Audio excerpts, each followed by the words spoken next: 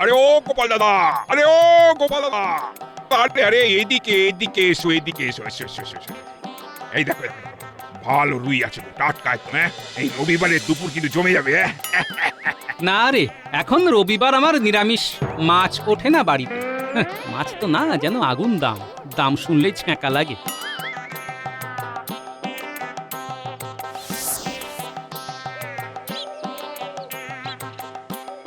আরে মন্ত্রী মশাই না, ওই গাছের আড়ালে দাঁড়িয়ে কার সাথে কথা বলছেন দেখি তো একবার। আরে এটা তো নবাব বাহাদুরের দূত বলে মনে হচ্ছে। তাই তো, কিন্তু নবাব বাহাদুরের দূত মন্ত্রী মশাইয়ের সাথে কি করছে কিছু তো বুঝতেও পারছি না। কি জানি কি করছে। না যাই, বেশি দেরি হয়ে গেলে গিন্নি আবার চিৎকার শুরু করবে।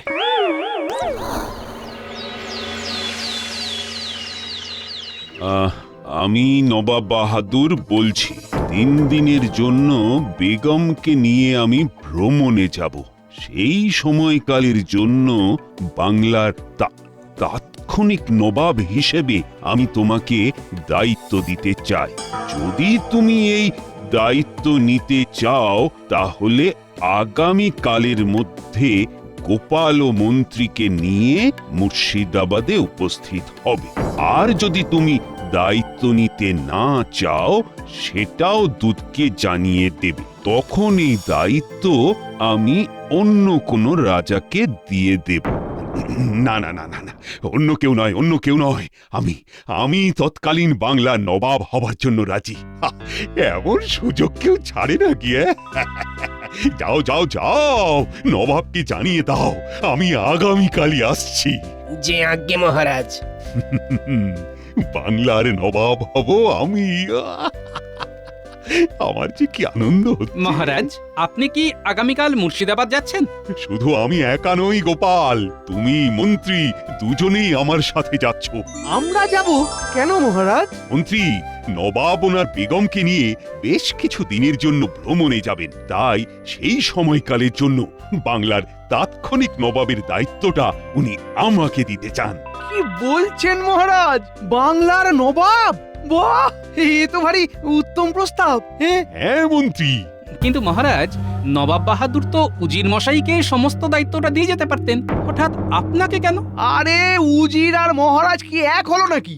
এই নবাব বাহাদুর নিশ্চয়ই আমার মধ্যে কিছু পেয়েছেন, তাই হয়তো আমাকে দায়িত্বটা দিতে চান। এই তোমরা যাবে তো? নিশ্চয়ই যাব মহারাজ, নিশ্চয়ই যাব। আর গোপাল তুমি? হ্যাঁ মহারাজ, আপনি যেখানে যেতে প্রস্তুত সেখানে আমার মতের অপেক্ষা বৃথা। এইবার হব আমি বাংলার নবাব। কি যে মজা হচ্ছে আমার।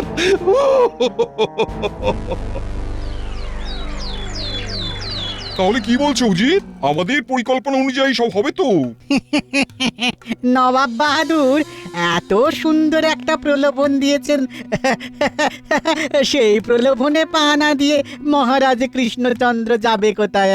তাহলে আমার ভ্রমণের খরচটা উঠে আসবে বলছো? আপনি নিশ্চিন্তে থাকুন জাহাপানা। সেলাম নবাব বাহাদুর। সেলাম নবাব বাহাদুর। ওহে কৃষ্ণচন্দ্র, তুমি চলে এসেছো? এসো এসো এসো এসো। তোমার আগমনে আমি বড়ই আনন্দ পেয়েছি। নবাব বাহাদুর, আপনি ডেকেছেন আর আমি না এসে থাকতে পারি? বেশ বেশ বেশ বেশ, শোনো তবে, পত্র পড়ে তো বুঝেই গেছো, আজ থেকে আগামী 3 দিনের জন্য আমি বেগমকে নিয়ে ভ্রমণে যাব। তাই সেই 3 দিনের জন্য বাংলার নবাবের দায়িত্ব আমি তোমাকে দিতে চাই। তুমি রাজ্য পরিচালনায় অনেক পারদর্শী, তাই তোমার উপরে ভরসা করে এই বাংলার দায়িত্ব আমি তোমার হাতে তুলে দিতে চাই। আপনি যে আমাকে এতটা ভরসা করেছেন, এতে আমি ধন্য হয়ে গেছি নবাব বাহাদুর। আর গোপাল, আর তোমাকে আমি উজিরের দায়িত্বটা দিয়ে যেতে চাই। কেন, উজির মশাইও কি আপনার সাথে যাচ্ছে? হ্যাঁ গোপাল, উজিরও আমার সাথেই যাচ্ছে। এই নবাব বাহাদুর, আমাকে কোনো দায়িত্ব দেবেন না? না মন্ত্রী, তোমার উপরে আমি ঠিক ভরসা করতে পারছি না, তুমি কেমন যেন একটু অগোছাল মতন। আরে আরে, মন খারাপ করো না, আর তুমি এসেছো আমি খুব খুশি হয়েছি। এই কয়েকদিন আরাম করো, খাও দাও, আর মুর্শিদাবাদের মনোরম বাতাস উপভোগ করো। কি ঠিক আছে? জাহাপানা, এইবার ওনাদের গজমতি হাটটির কথা বলুন। হ্যাঁ হ্যাঁ হ্যাঁ, বলছি বলছি বলছি। এই শোনো শোনো কৃষ্ণচন্দ্র, তোমাকে এই রাজ্যে ও রাজবাড়ির দায়িত্ব দেওয়ার একটাই কারণ, তা হলো রাজভাণ্ডারের সিন্ধুকে অনেক মূল্যবান সম্পদ রয়েছে। তার মধ্যে একটি গজমতি হিরে বসানো একটি সোনার হারও রয়েছে, যেটি যেটি মোগল সম্রাট আমাকে দিয়েছিলেন। সেই হারটি কিন্তু অনেক মূল্যবান একটি হার। সেই হারটি তোমাকে রক্ষণাবেক্ষণ করতে হবে। হারটি যেন কোনোভাবেই চুরি যেন না হয়ে যায়। চুরি কেন হবে নবাব বাহাদুর? আপনার রাজভাণ্ডারে তো তালা দেওয়া রয়েছে, আর রাজবাড়িতে এত সৈন্য সামন্ত রয়েছে, তাদের মধ্যে থেকে চুরি করে নিয়ে যাওয়া তো কোনো চোরেরই সাধ্য নয়। গোপাল, কাউকেই তো আর আজকাল তেমন বিশ্বাস করা যায় না। কার মনে কি আছে বলা কি যায়? আর এত মূল্যবান একটা হার চুরি হতেই পারে?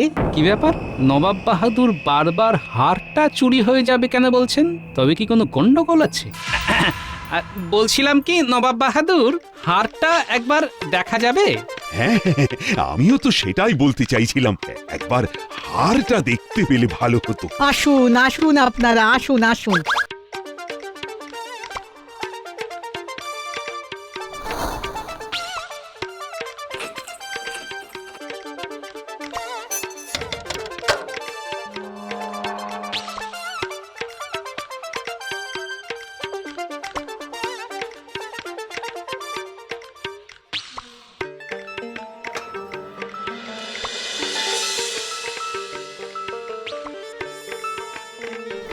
এই দেখো কৃষ্ণচন্দ্র, এই সেই গজমতি হার। পুরো হারটাই সোনার, আর এর মাঝে এই মধ্যমণি এই সুন্দর হিরে।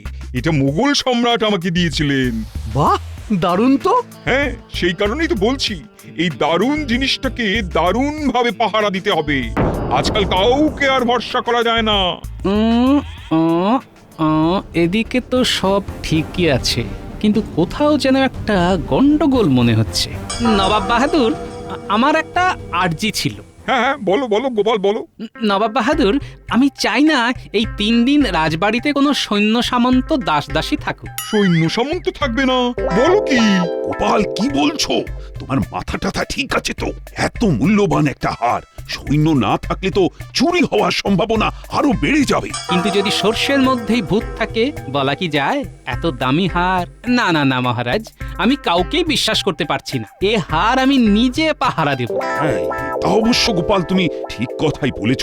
কার মনে যে কি আছে, এ হারখানা আমরাই না হয় পাহারা দেব। শুধু রান্নার জন্য একজন পাচক রেখে দিলেই যথেষ্ট। আর একবার ভেবে দেখো কৃষ্ণচন্দ্র, এই হারখানা হারালে আমি কিন্তু তোমাদের ছেড়ে কথা বলবো না। হ্যাঁ, যাতে কোনো কথা বলতে না হয়, সেই জন্যই তো এই ব্যবস্থা নবাব বাহাদুর। ঠিক আছে, যেমন তোমার ইচ্ছে। আর শুধু হার পাহারা দিলে চলবে না, রাজ্যের খেয়ালও রাখতে হবে, কোন রকম যেন বিশৃঙ্খলা না হয়। না না না না না, সেসব নিয়ে আপনি চিন্তা করবেন না। আমি সবটাই সামলে নেব। এ তো দেখছি আমার কাজটা আরো সহজ করে দিল। এই নাও কৃষ্ণচন্দ্র, এটা ধরো। আজ থেকে আগামী 3 দিনের জন্য এই বাংলার তাৎক্ষণিক নবাব হলে তুমি। ভরসা করে দায়িত্ব দিলেন, সেই দায়িত্ব আমি অক্ষরে অক্ষরে পালন করার চেষ্টা করব।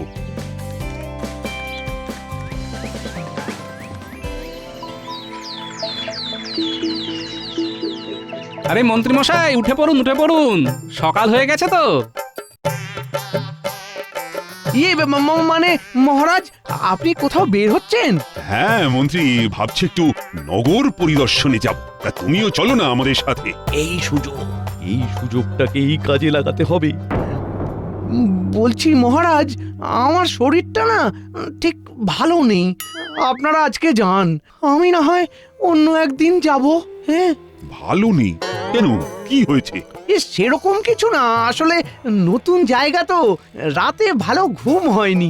একটু ঘুমিয়ে নিলেই ঠিক হয়ে যাবে। ঠিক আছে মন্ত্রী, তুমি তাহলে বিশ্রাম নাও, আমরা বরং যাই, একটু নগরটা পরিদর্শন করে আসি। হ্যাঁ মহারাজ, আসুন আসুন।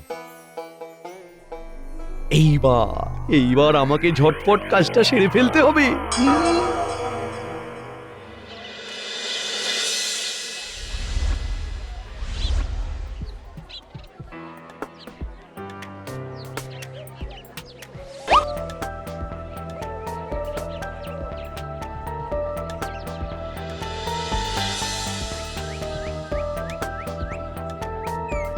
মহারাজ, চারিদিকে যা দেখছি অসৎ লোকে একেবারে ভরে গেছে। হ্যাঁ, নবাব বাহাদুর এতদিন এদের সহ্য করেছেন কিভাবে? গোপাল, তুমি তো জানো আমি মোটেই এসব অরাজকতা সহ্য করতে পারি না। আমি এখন বাংলার তাৎক্ষণিক নবাব, তখন এই সব অসাধু ব্যবসায়ীদের সোজা পথে নিয়ে আসাটাও আমারই দায়িত্ব। বুঝেছি মহারাজ, আসুন আমার সাথে।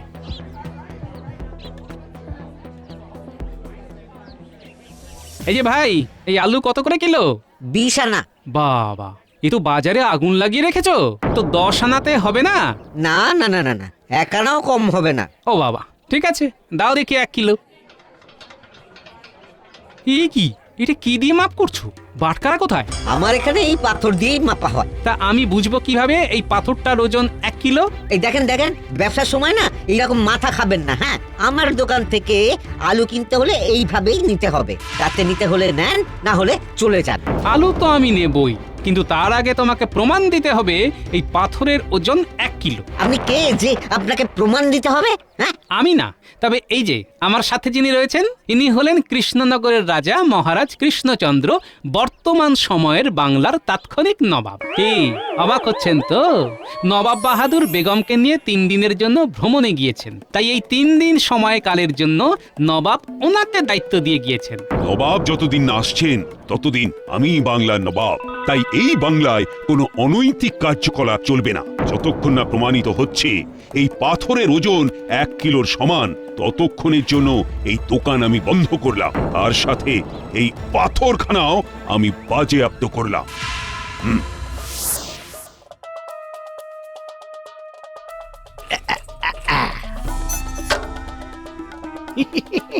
নকল চাবি দিয়েই আসল কাজ হয়ে গেল। সত্যি নবাব বাহাদুরের বুদ্ধি আছে মানতে হবে।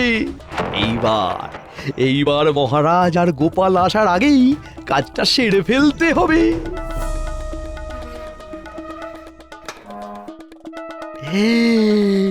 এই তো সেই গজমতি হীরের হার। ও, এই হার দিয়েই আমি হব কৃষ্ণনগরের রাজা, আর মহারাজ কৃষ্ণচন্দ্র হবে আমার প্রজা। সবাই দেখুন, এই হলো এই সবজিওয়ালার ব্যবহৃত পাথর, যেটাকে তিনি 1 কিলোর সমপরিমাপক হিসেবে ব্যবহার করছেন বা দাবি করছেন। আর এই হলো 1 কিলো বাটখারা। এইবার এই দুটির পরিমাপ করলেই বোঝা যাবে এই পাথরের ওজন 1 কিলো হয় কিনা।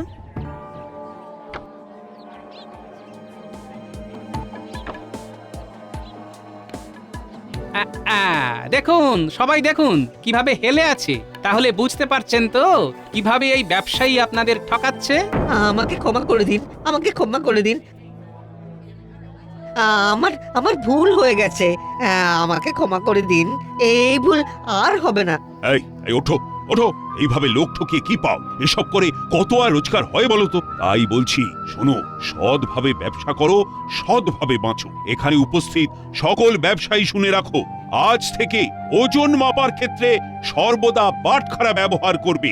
নিজেও ঠকবে না, অন্য কেউ ঠকাবে না।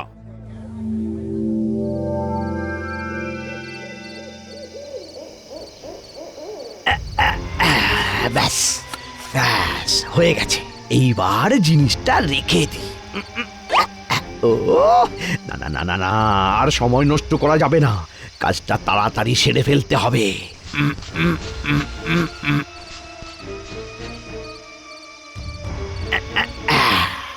ব্যাস, কাজ শেষ। এইবার কেউ দেখে ফেলার আগেই এখান থেকে পালাতে হবে।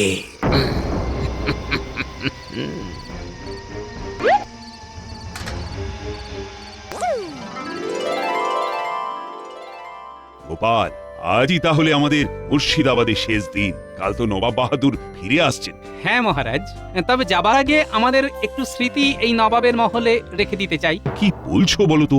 আমি তো ঠিক বুঝলাম না। মহারাজ, একবার তাকিয়ে দেখুন, চারিদিকের অবস্থা খুব শোচনীয়। চারিদিকে ধুলো ময়লাতে ভর্তি। এগুলো একটু পরিষ্কার করতে পারলে এই মহল আবার নতুন রূপে সেজে উঠবে, আর এই দেখে নবাব বাহাদুরও খুশি হবেন। হ্যাঁ, তবে এই মহলে তো এখন কোনো দাসদাসী নেই, তাহলে এত কাজ করবে কি? কেন? ওই ওই ওই ওই ওই দিকটা, ওই দিকটা। হ্যাঁ,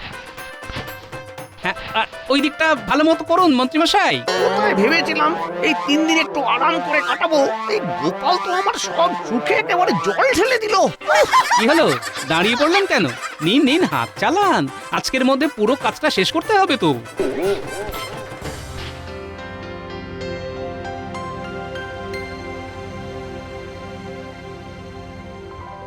ও হে কৃষ্ণচন্দ্র, করেছো কি? তুমি তো একেবারে মহলের ভোলই পাল্টে দিয়েছো, চারিদিকে তো চকচক করছে।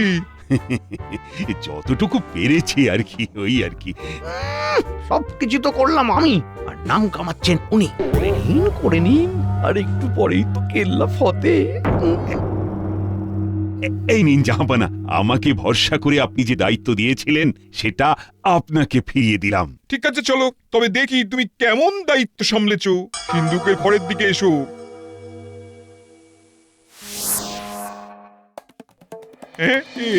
কি আমার হীরের গজমতি হার কোথায় গেল কৃষ্ণচন্দ্র? মানে আমি তো কিছু জানি না জাহাপানা। না না, জানো না মানেটা কি? তোমাকে তো একটা দায়িত্ব দিয়েছিলাম নাকি? হারটা তো সিন্ধুকেই ছিল। জাহাপানা, আমার মনে হয় হারটা এখানে নেই, মানে ওটা চুরি হয়ে গেছে। আমি আর ভাবতে পারছি না, যেই ভয়টা পেয়েছিলাম সেটাই হলো। এই সব হয়েছে গোপালের জন্য। ওই তো বলেছিল সমস্ত সৈন্য সামন্তদের রাজবাড়ি থেকে সরিয়ে দিতে। কি হলো গোপাল, এখন চুপ করে আছো কেন বলো? মানে আমি শুধু এটা ভাবছি, চাবিটা তো আমাদের কাছে, এদিকে কোষাগারের তালাও অক্ষত রয়েছে, তাহলে চুরিটা হলো কিভাবে? তার মানে যে চুরি করেছে তার কাছে নিশ্চয়ই একটা নকল চাবি আছে। কিছু করতে কেউটে না বেরিয়ে যায়। এইসব আমি কিছু জানি না, ওই হার আমার চাই। হ্যাঁ, নাহলে ওই হারের মূল্য কৃষ্ণচন্দ্রকেই দিতে হবে। জাহাপানা, আপনি এতটা উত্তেজিত হবেন না। আমি দেখছি কি করা যায়। মানে বলছিলাম কি জাহাপনা, এখন নিজেদের মধ্যে ঝগড়া না করে হারটা খুঁজে পাবার চেষ্টা করলে হয় না? ওই হার কি আর পাওয়া যাবে? কেন যাবে না নবাব বাহাদুর? আপনি আমাকে একটা কথা বলুন, আপনার কি কোনো শত্রু আছে? না মানে হতেও তো পারে যে সেই শত্রুই হয়তো এই কাজটি করেছে। শত্রু? হ্যাঁ, একজন আছে। ফসলের খাজনা নিয়ে রাজ্যের সবাইকে একত্রিত করে আমার বিরুদ্ধে লড়াই করছে। তাই নাকি? কি নাম তার? পরাণ চাষী।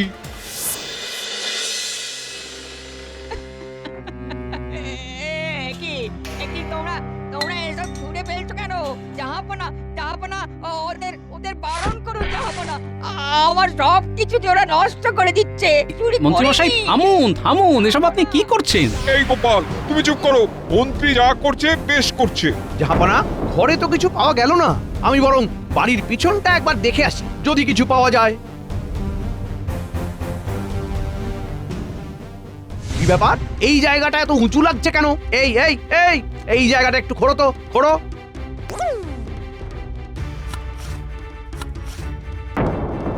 আরে এই তো সেই হার। দেখুন জাহাপনা, দেখুন কিভাবে এই চাষি আপনার হার চুরি করে এনে এখানে লুকিয়ে রেখেছে। হ্যাঁ, এই তো আমার হার। না জাহাপনা, সত্যি বলছি, আমি কিছু করিনি। এই হার কোথা থেকে এলো আমি জানি না। তাই নাকি? তাহলে হারটা কি এখানে হেঁটে হেঁটে চলে এলো? নবাব বাহাদুর, এর কোনো কথা শুনবেন না। এই চুরি করেছে হারটা, তা না হলে ওর বাড়ির পিছনে এলো কিভাবে? হ্যাঁ, আর এই চুরির জন্য ওকে আমি শুলে চড়াবো। আর আমি যদি বলি এটা আসল হার নয়? কি আসল হার নয়? এর মানেটা কি? মানেটা খুব সহজ জাহাপনা, আসল হারটা আমার কাছেই আছে, আর মন্ত্রী মশাইয়ের হাতে যেটা আছে সেটা হলো কাছে। আর এই হার পরাণ চাষি চুরি করেননি, হারটা চুরি করেছেন এই মন্ত্রী মশাই। হ্যাঁ জাহাপানা, গোপাল ঠিক কথা বলছে। এই হার নিয়ে যে একটা কোনো গন্ডগোল হবে সেটা আমি অনেক আগে থেকেই বুঝতে পেরেছিলাম। আর দেখুন ঠিক তাই হলো। তাই প্রথম রাতেই এই আসল হারটা স্যাকরার কাছে নিয়ে গিয়ে কাচ দিয়ে একেবারে অবিকল একই রকম দেখতে একটি হার বানিয়ে আনি, আর আসল হারটা রেখে দিই আমার কাছে, আর এই কাচ বসানো নকল হারটা রেখে দিই সিন্ধুকে।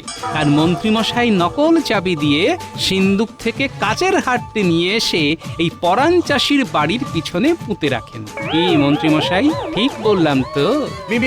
মিথ্যে কথা, সব মিথ্যে কথা। তাহলে এটা কি মন্ত্রীমশাই? এটা যে আসল হার, তার কি প্রমাণ আছে? হ্যাঁ, কাঁচ আর হীরের মধ্যে পার্থক্য বোঝেন না? আপনি যখন বুঝতেই পারছেন না তখন আমিই প্রমাণ করে দেব।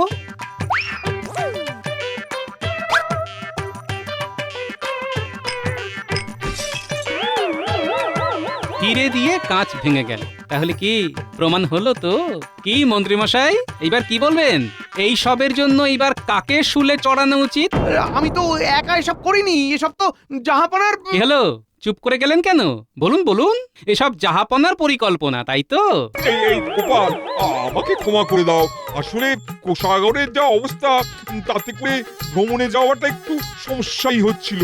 এদিকে বেগমও নাছোড়বান্দা। আমি ভেবেছিলাম ভ্রমণে যাওয়ার যে খরচাটা হবে সেটা কৃষ্ণচন্দ্রের থেকে আদায় করে নেব। তাই মন্ত্রীকে কৃষ্ণনগরের রাজা হওয়ার প্রলোভন দিয়ে এই কাজ করিয়েছি। এই কৃষ্ণচন্দ্র, তুমি আমাকে ক্ষমা করে দাও। আরে এটা আপনি কি করছেন জাহাপানা? আপনি বাংলার নবাব, আপনি আমার কাছে ক্ষমা চাইবেন না। আর ক্ষমা যদি চাইতেই হয় তাহলে ওই দরিদ্র চাষির থেকে চান, যার এখানে কোনো দোষই নেই। সে আপনার বিরুদ্ধে আন্দোলন করেছে বলে আপনি তাকে চোরের অপবাদ দিলেন। না না না না, আমার ভুল হয়ে গেছে। আমাকে ক্ষমা করে দাও পরাণ চাষি। তোমার সাথে আমি অন্যায় করেছি। তোমার যা ক্ষতি হয়েছে সেই সব ক্ষতিপূরণ আমি তোমায় দিয়ে দেবো। না জাহাপানা, এখানে ক্ষতিটা করেছে মন্ত্রী, তাই ক্ষতিপূরণটাও ওকেই দিতে হবে। আগামী 6 মাসের মন্ত্রীর বেতনের সব টাকা আমি এই পরাণ চাষির হাতে তুলে দেব। মন্ত্রী একটা টাকাও পাবে না, আর এটাই হলো মন্ত্রীর শাস্তি। হ্যাঁ,